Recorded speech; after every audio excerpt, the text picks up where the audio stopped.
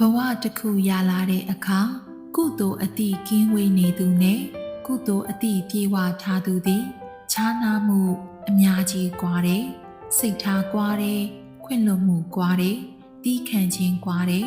အပြောအဆိုအနေအထိုင်ဆက်ဆံခြင်းကွာတယ်ကုသိုလ်အတိညာလာသူဟာအရာရာတိုင်းမှာစိတ်ထားဖြူစင်ပြီးအကုသိုလ်ဖြစ်မည်ဆိုပါကချက်ချင်းအတိက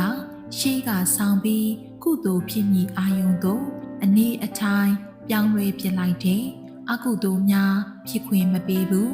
ခန္ဓာဤဖြစ်စဉ်တွေကိုတတိထားပြီးကြည်တိုင်း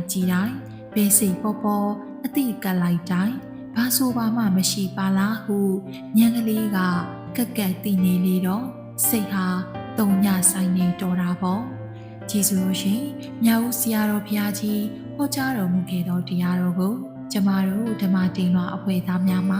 ဓမ္မဒါနအနေဖြင့်ပြန်လည်ပြီးတော့ညှောင်းဝေလိုက်ပါရရှင်